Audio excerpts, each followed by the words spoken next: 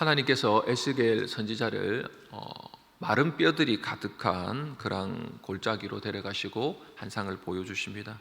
이 뼈들에 관해서는 11절에 이스라엘의 소망 없는 그 바벨론 포로로 잡혀간 그러한 모습이라고 그렇게 해석이 되어집니다. 지금도 우리의 모습과 어쩌면 우리의 오늘날 처해 있는 교회들의 모습이 이렇지 않나 생각합니다. 우리가 마른 뼈 같죠. 메마른 어떤 우리의 영혼, 하나님과의 우리가 믿고 하나님 앞에 예배를 드리고 기도하고 삶을 하나님 앞에 순종하게 해서 살아나간다고 살아내지만은 왠지 모를 우리 안에 하나님과의 친밀한 동행이 없는, 하나님의 임재가 없고 부재가 있고, 하나님이 나와 함께 하시는 것은 알겠는데 하나님이 정말 나와 함께 하시는 것을, 내가 그것을 임재하는 그 살아있는 생생한 그런 내 마음이 없을 때 뭔지 내 마음에 은혜가 떨어졌다, 은혜가 없는 것 같다, 이런 표현들을 쓰죠. 우리는 요새 마음에 뭔가 냉랭한 게 좀 메마른 것 같고 영적으로 뭔가 또 침체되는 것 같다 라고 합니다. 우리가 영 소망이 없는 뼈들이 아니라 소망이 가진 마른 뼈 같은 그런 우리의 삶들을 지금은 좀 살아가고 있는지 모릅니다. 생기가 없는 것이 금세 부서질 것 같습니다. 그때 여호와께서, 하나님께서 이렇게 말씀하십니다. 이 뼈들이 살 수 있겠느냐? 이 뼈들이 살겠느냐라고 이렇게 질문을 하십니다. 그때 에스겔이 주께서 아시나이다 라고 답변을 하게 됩니다. 주님만이 아십니다. 뼈들이 하나님 말씀하시니까 살겠지만 그래도 이 답은 주님께 있습니다. 답은 주님께 있죠. 소망 없어 보이고 내가 못 살 것 같고 하지만 나는 그런데, 내 눈, 현실, 내가 바라볼 때 나 자신은 그런데 객관적으로 그렇게 보이는데, 그러나 주님께서 하시고자 하시면 됩니다 라는 어떤 말을 하게 되죠. 그 대답을 들으신 하나님께서 스스로 이렇게 4절과 6절에 이렇게 말씀하십니다. 우리 다시 한번 더 본문을 읽도록 하겠습니다. 시작. 또 내게 이르시되 너희는 이 모든 뼈들에게 대언하여 이르기를 너희 마른 뼈들아 여호와의 말씀을 들을지어다. 주 여호와께서 이 뼈들에게 이같이 말씀하시기를 내가 생기를 너희에게 들어가게 하리니 너희가 살아나리라.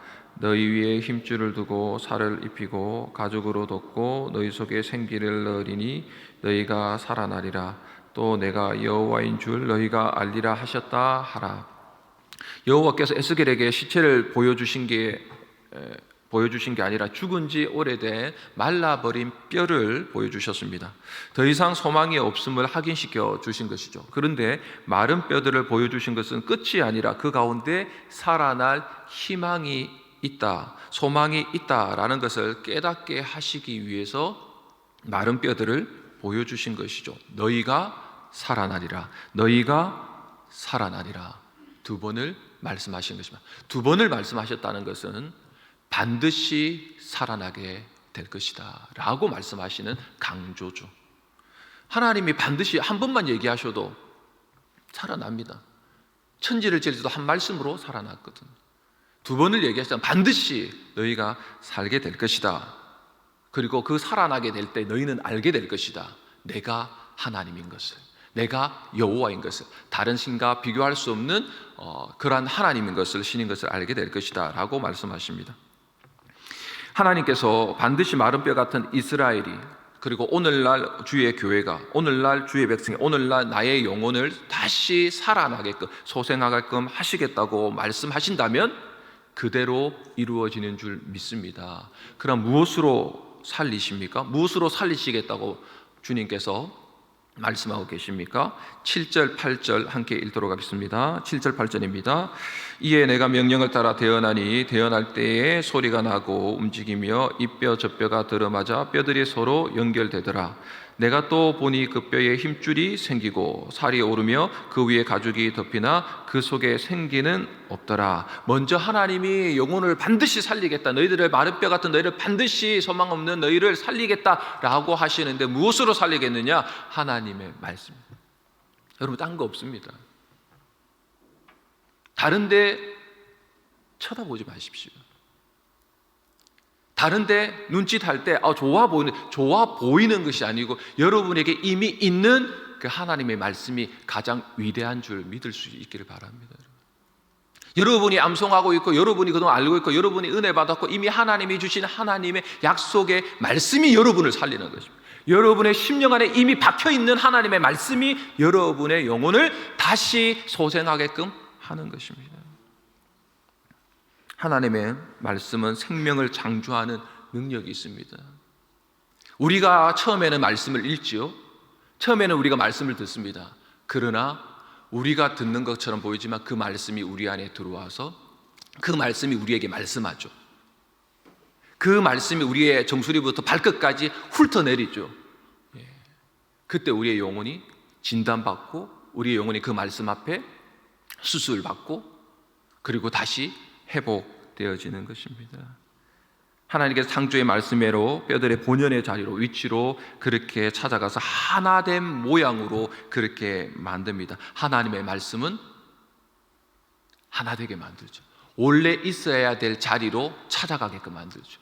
원래 우리가 있어야 될 자리가 여러분 어디입니까? 하나님을 예배하는 자리죠. 하나님을 구하는 자리죠. 하나님께 기도하는 자리죠. 사랑하는 자리죠. 내가 그동안 하지 못했던 하나님의 말씀에 순종했지 못했기 때문에 내 뼈가 말라가는 것이죠. 그러나 하나님께서 말씀하시면 다시 그 말씀이 우리에게 능력이 되어서 우리가 할 수 없던 그 본연의 그 자리에서 해야 될 역할을 감당하게끔 하시죠. 그게 가정 안에서 남편 아내로서 부모로서 아니면 우리가 성도로서 마땅히 우리 이웃에게 해야 될 어떤 전도를 하는 일에 있어서도 모두가 마찬가지죠. 하나님이 말씀으로 그렇게 하시는 것입니다. 새 창조의 능력은 하나님의 말씀입니다. 하나님의 말씀만으로 부서질 것 같은 마른 뼈들이 사람의 형체의 모양을 이루게 됩니다. 이것이 놀랍고 아름다운 기적의 능력 아닙니까? 마른 뼈들이 갑자기 다다닥 하더니 사람의 모양을 이루었습니다. 그러나 그 안에는 여전히 뭐가 없죠, 여러분? 모양은 있는데 생명의 능력은 없습니다.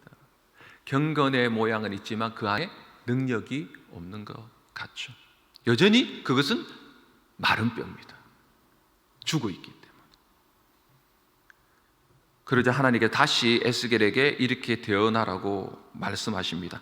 9절 10절 읽겠습니다. 시작. 또 내게 이르시되 인자야 너는 생기를 향하여 되어나라. 생기에게 되어나여 이르기를 주 여호와께서 이같이 말씀하시기를 생기야 사방에서부터 와서 이 죽음을 당한 자에게 불어서 살아나게 하라 하셨다 하라.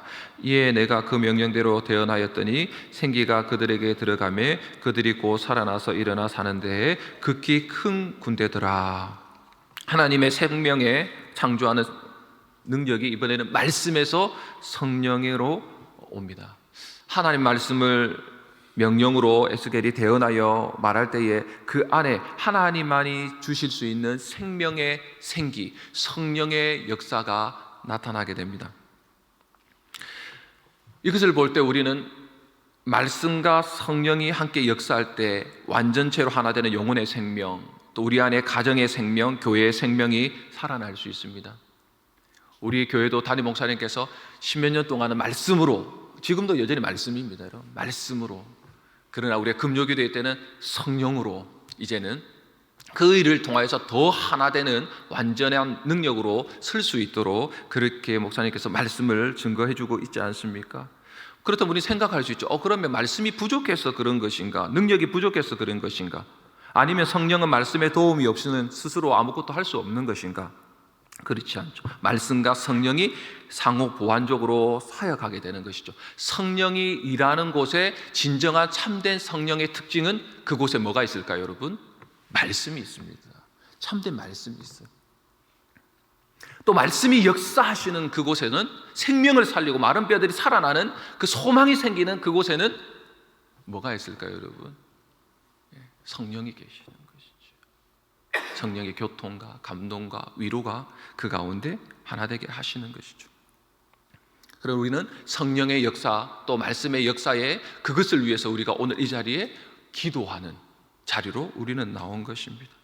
말씀과 기도, 또 이런 만남들, 이것을 통해서 성령께서 역사하심으로 다시 생명이 살아나는 하나님의 구원의 큰 역사를 나타내시는 것입니다. 에스겔이 하나님의 명령을 따라 생기, 영, 곧 바람이죠. 곧 성령을 향해 태어날 때에 곧 죽었던 시체들이 이제는 형체를 갖추어 이제 움직이는 그런 모양의 어떤 생기가 들어간, 생명이 들어가는 모습으로 일어서게 됩니다. 근데 그 일어서는 모습이 어떤 모습이라고요? 극히 큰 군대였다. 힘이 강력한, 넓은, 많은 숫자의 큰 군대였다라고 말하고 있습니다. 그 군대는 상상할 수 없을 정도의 큰 힘을 가진 거대한 하나님의 군대였다라고 말합니다. 군대는 무엇입니까? 군대는 밥 먹고 자고 일어나고 청소하고 그런 사람 아니죠. 싸우는 자들이죠. 고적을 향해 공격하고 무찌를 수 있는 힘을 가진 자들입니다.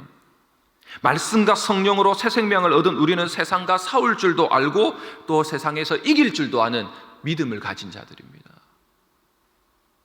내가 말씀이 있다, 내가 성령이 내 안에 계시다 하면 우리는 세상에 나아가서 오늘도 영적 전쟁 가운데서 승리하는 삶을 살 수 있다는 사실을 스스로가 믿을 수 있기를 바랍니다. 내가 큰 군대, 내가 힘이 있고 능력이 있어서가 아니라 주님의 말씀이 내게 있고 주의 성령이 내게 임했다면 우리는 세상에 나아가 하나님의 군사로서, 하나님의 나라의 군대로서 우리는 승리할 수 있습니다. 하나님이 우리의 대장 되시고 예수님이 우리의 대장 되시기 때문이죠. 하늘 소망을 품은 하나님 나라의 지극히 큰 믿음의 병사로 주님께서는 천국 군대가 이 마른 뼈가 되게 하신 것처럼 우리도 그렇게 되게 하신 것입니다.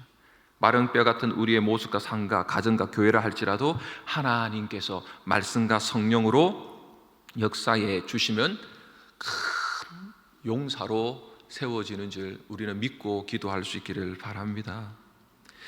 자, 우리 오늘 날주의 말씀 한 구절 더 보겠습니다. 에베소서 4장 13절입니다.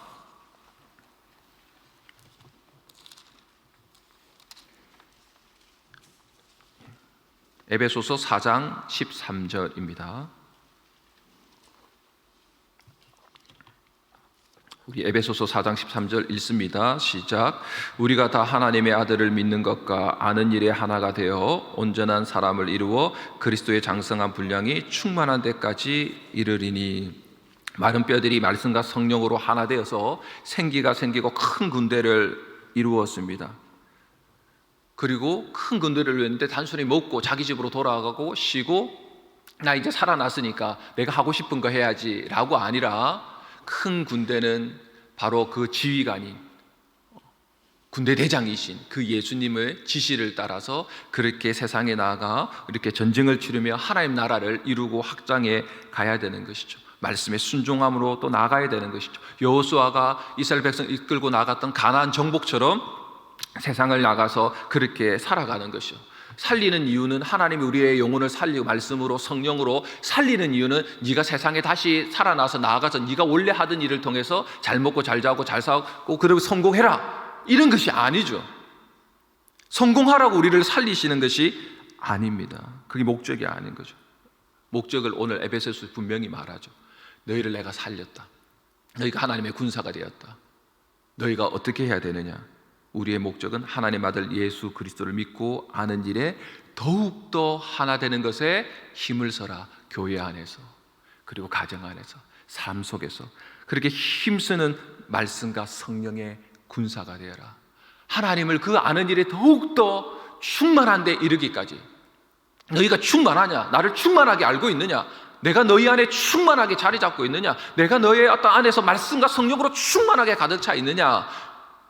더 충만하도록, 계속해서 충만하도록, 날만에 충만에 이르도록 너희들이 말씀과 성령에 사로잡힌 자로 그렇게 살아가고 마른 뼈 같은 죄와 허물로 죽은 우리를 예수 그리스도로 말미암아 살게 했다라는 이 말씀을 우리가 믿고 계속해서 멈추지 않고 오늘도 그리스도의 장성한 분량까지 포기하지 않는 믿음의 싸움을 싸우며 오직 예수 그리스도를 믿고 아는 일이 이 세상에 살아가는 가장 고상한 지식인 것을 알고 말씀과 성령의 사람으로 더욱더 기도하며 그리스도를 얻고 그리스도를 존귀하게 하고 그리스도가 내 안에서 충만함으로 그 그리스도와 친밀하게 동행하는 그 복된 하루가 될 수 있기를 예수님의 이름으로 축원합니다. 주기도문으로 우리 새벽 예배를 마치고 또 기도하는 소원을 가지고 기도하시다가 돌아가시겠습니다. 하늘에 계신 우리 아버지여, 이름이 거룩히 여김을 받으시오며 나라에 임하옵시며 뜻이 하늘에서 이루어진 것 같이 땅에서도 이루어지이다. 오늘날 우리에게 일용할 양식을 주옵시고 우리가 우리에게 죄진 자를 사하여 준 것 같이 우리 죄를 사하여 주옵시고 우리를 시험에 들게 하지 마옵시고 다만 악에서 구하옵소서. 대개 나라와 권세와 영광이 아버지께 영원히 있사옵나이다. 아멘.